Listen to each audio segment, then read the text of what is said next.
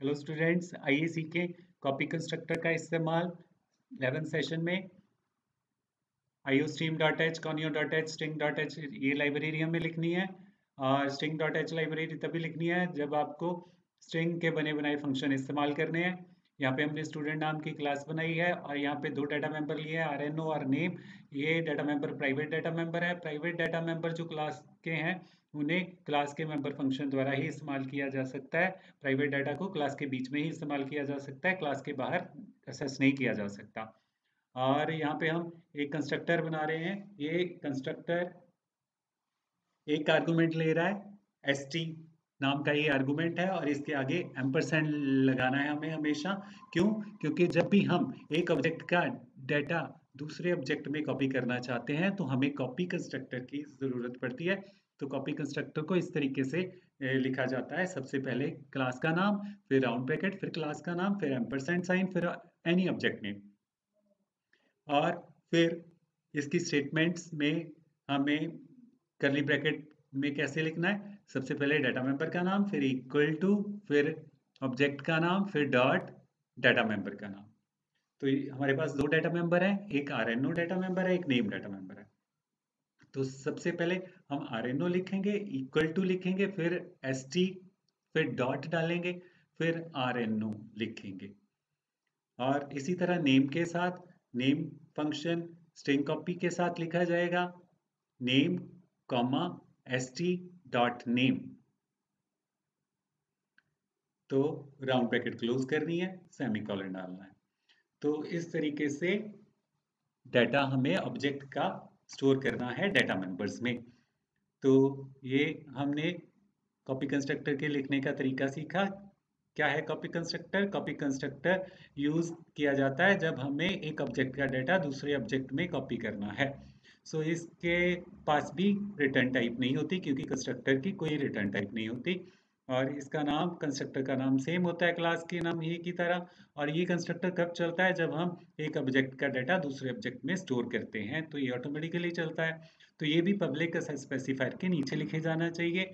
और ये हमेशा एक ऑब्जेक्ट लेगा कॉपी कंस्ट्रक्टर, और वो ऑब्जेक्ट एम्परसेंड साइन के साथ शुरू होना चाहिए।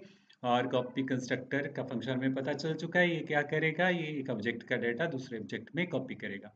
तो कॉपी कंस्ट्रक्टर को कैसे बनाना है? सबसे पहले क्लास का नाम लिखना है, फिर राउंड ब्रैकेट, फिर क्लास का नाम, फिर एम्परसेंड साइन, फिर कोई भी ऑब्जेक्ट का नाम।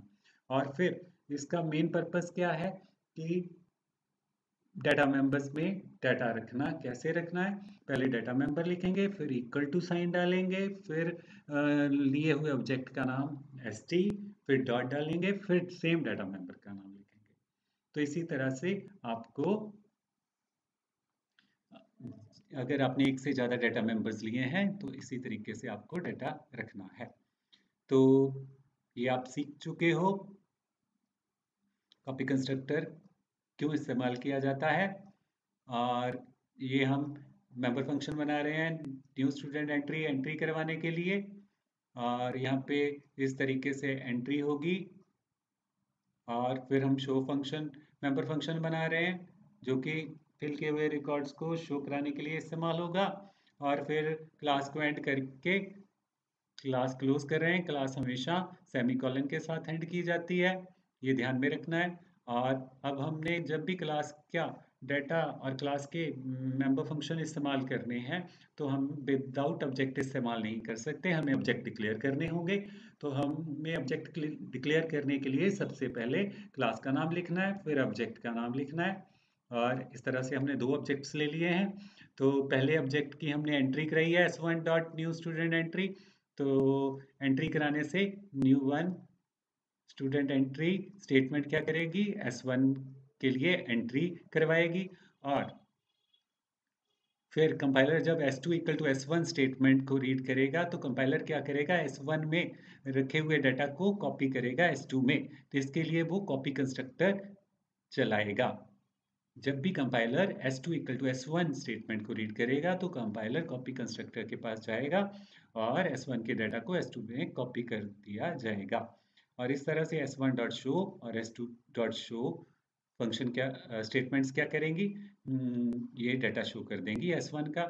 क्योंकि S1 में भी सेम डाटा है और S2 में भी सेम डाटा है, क्योंकि हमने S1 का ही डाटा S2 में कॉपी किया है।